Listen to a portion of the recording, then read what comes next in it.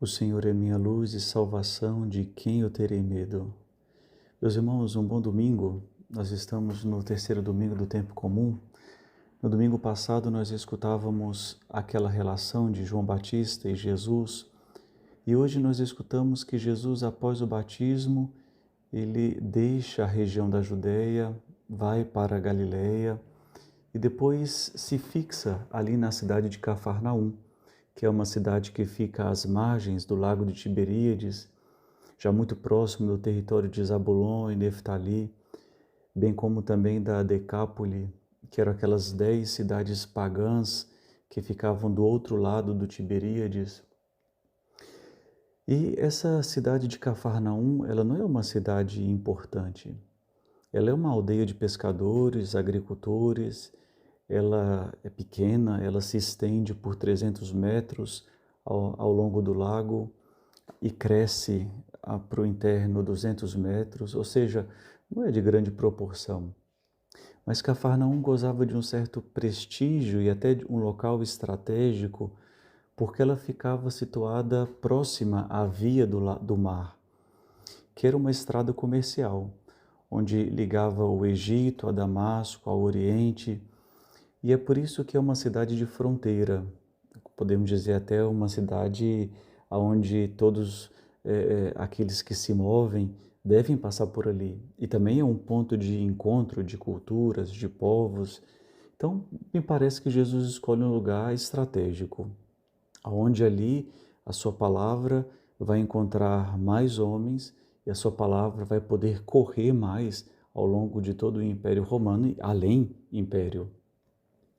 Mas muito bem, hoje o texto de São Mateus narra que Jesus, quando vai iniciar o seu ministério público, ele aplica a si uma profecia de Isaías, que é um oráculo que se encontra em uma parte do livro de Isaías, chamado o Livro do Emanuel, que vai do capítulo 7 ao capítulo 11. E nesse oráculo, que nós escutamos também hoje na primeira leitura, trata de um tempo onde o reino de Judá atravessava uma grande tensão de ser invadido pelo Império Assírio. E no meio dessa tensão, no meio dessa falta de esperança, Deus convida o povo a superar os sofrimentos, porque os sofrimentos passam, e a confiar na sua promessa. E que promessa é essa? Ele vem caminhar conosco. E é por isso que nós escutamos e conhecemos bem esse trecho: o povo que habitava nas trevas viu uma grande luz. E essa é a grande promessa de Deus. No meio do sofrimento, o profeta anuncia a vinda de uma luz. E esse episódio também remete a um episódio do livro dos Juízes, ali no capítulo 7, que é conhecido como o dia de Madiã, porque esse episódio do dia de Madiã é um exército mínimo, desprezível. Imagine a menor tribo da família de Israel vence com 300 homens fracos e tão frágeis. E como é que eles vencem? Eles acendem uma luz no meio da noite. E aí os guerreiros de Madiã ficam confusos e amedrontados e acabam atacando um ao outro. E Israel, sem sequer tirar a faca, consegue a libertação do povo. Ou seja, aqui é uma imagem tão forte. Deus é capaz de nos fazer vencer sem que a gente faça nenhum movimento, desde que Deus haja por nós. Não é uma vitória conquistada, é uma vitória dada por Deus. E Mateus vai aplicar essa profecia ao início do Evangelho. Aquela cidade desprezível, Cafarnaum, aquele homem tão frágil, tão simples, ele vai fazer brilhar a luz do Evangelho. E essa é a lógica de toda a Escritura. Imagine, é o pequeno Davi que vence Golias, é o pequeno povo de Israel que vence o Egito, é aquele povo que está entre o exército do Egito, mas também entre o Mar Vermelho e Deus faz atravessar. Essa é a lógica da força de Deus. Ele transforma a nossa morte em vida, a nossa treva em luz, aquilo que é desprezível se torna algo glorioso. E assim inicia então o anúncio de Cristo. E ele começa a pregar com palavras tão simples, até já conhecidas pelo discurso de João Batista: convertei-vos porque o reino dos céus está próximo. Nós conhecemos muito bem essa palavra já em grego, né? Esse verbo metanoia, que significa vai além do teu modo de pensar. Abre uma nova forma de ver o mundo, liberta-se um pouco da sua visão fechada. E o que significa ver com olhos novos? Significa, olha, aquilo que até o momento eu pensava que tinha uma grande razão de ser, um grande valor, agora tudo cai por terra. Realmente a novidade do Evangelho diz, olha, eu pensei que realmente uma família bem-sucedida, ter um emprego bem-sucedido, ter um corpo tão bonito, manter uma influência sobre os amigos, sobre a sociedade, eu pensei que isso era alguma coisa, mas agora eu escuto o Evangelho e entendo que isso não é nada. E depois ainda tem algo surpreendente. O reino dos céus está próximo. Ou seja, nós pensamos que a nossa salvação é algo tão abstrato, tão distante, que a nossa santidade é algo tão longe de nós. Mas hoje Jesus diz, olha, o reino dos céus está começando aí, está ao alcance da tua mão. Não pense que o reino de Deus vai vir de modo exuberante e no fim, não, ele já começa agora. Ou seja, aquele primeiro movimento do teu coração, quando o teu coração começa a mudar de posição, a mudar de visão, ele começa a perceber que é mais livre, ele reencontra alegria. Ou seja, o reino do céu já está crescendo no teu interior. Observa o que Deus está fazendo. Observa o que a confissão faz na tua vida. Observa o que a Eucaristia tem gerado em você. Observa o que a palavra do Evangelho te dá força, te dá coragem para ir avante. Aqui está, realmente Deus começa a vencer em nós sem a gente se dar conta. E Jesus chama também colaboradores. Nós vamos escutar no Evangelho de hoje o chamado dos primeiros discípulos, à beira do Mar da Galileia, os irmãos Pedro e André, depois Tiago e João. Aqui tem algo muito maravilhoso e muito sutil no Evangelho.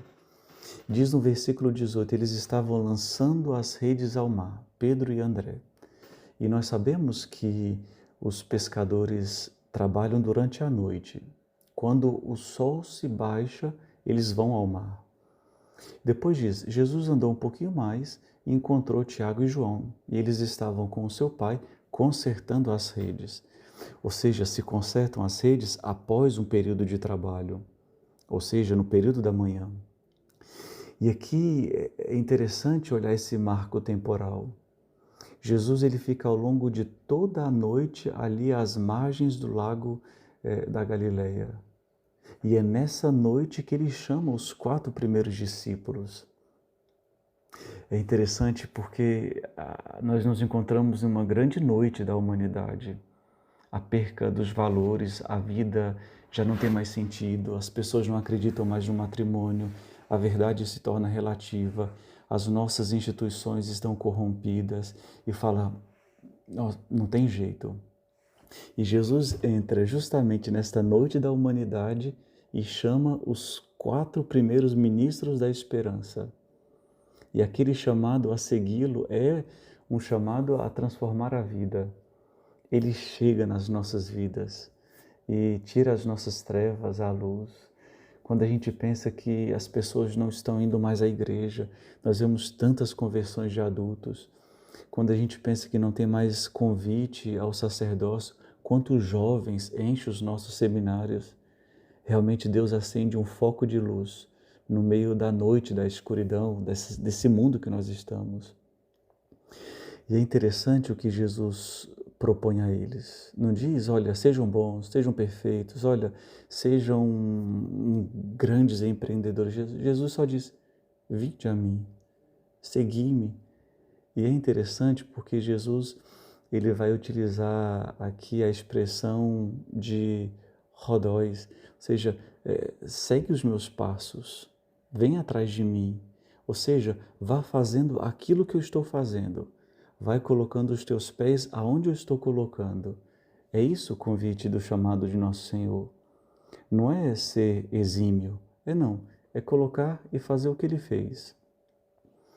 Depois, é também interessante esse convite a segui-lo, porque nós precisamos também fazer essa grande conversão de pensamento, porque nós achamos que somos nós que devemos resolver tudo, somos nós que vamos salvar, somos nós que vamos conseguir as coisas, sou eu que vou salvar a minha família, o que seria da minha família sem eu, o que seria do meu trabalho sem eu, o que seria da minha paróquia sem eu. E nosso Senhor vai nos ajudar a entender que, olha, não é a sua perfeição, é a capacidade de me imitar. E, inclusive, Pedro teve dificuldade de entender isso. Pedro poderia e pensava que poderia se salvar. E ele vai ter que passar pelo fracasso, pelas trevas, pela traição, pela negação, para ele entender o que é esse foco de luz que ele deve acender nas pessoas. E é por isso que esses três elementos que os primeiros discípulos precisam deixar é de grande ajuda para nós. É preciso deixar as redes, aquilo que ainda nos prende a seguir nosso Senhor. É preciso deixar o barco, ou seja, o nosso modo de viver de antes. É preciso deixar o pai, ou seja, todo aquele nosso ambiente familiar. E é interessante porque o ambiente familiar é onde se forma a nossa identidade, né? Os psicólogos dizem que é na primeira infância que nós adquirimos tudo aquilo que nós seremos ao longo de toda a nossa vida. E Jesus pede para deixar justamente isso. Olha, você não é aquilo que você pensou até hoje. Eu vou te indicar o que você vai ser. Sou eu que tenho a chave de quem você é. Agora, me segue. E depois, ainda é muito interessante o modo como é narrado o chamado dos primeiros discípulos, porque são irmãos. Jesus vai dizer, vai frisar aqui adelphos, ou seja, ele vai chamando dupla de irmãos. E se nós olhamos no início da Bíblia, no livro do Gênesis, sempre nós vamos ter a figura de irmãos, mas de irmãos que às vezes não são bem-sucedidos, né? Irmãos que não conseguem viver juntos. É um irmão que mata o outro, é um irmão que vende o outro, é um irmão que engana o outro. E parece que a humanidade tem uma grande dificuldade de se tornar irmãos da vida comum. E Jesus, para formar o seu novo povo, a nova humanidade, diz, olha, a gente vai ter que aprender a viver juntos. A gente vai ter que aprender a se perdoar. A gente vai ter que aprender a se amar. Porque, afinal de contas, é nisso que sereis reconhecidos como cristãos, como meus seguidores. E é por isso que Jesus nos convida a subir nessa nova barca. Essa barca que é convidada a tirar os homens do mar, a ser pescadores de homens. Mas nós sabemos que os peixes vivem só dentro da água.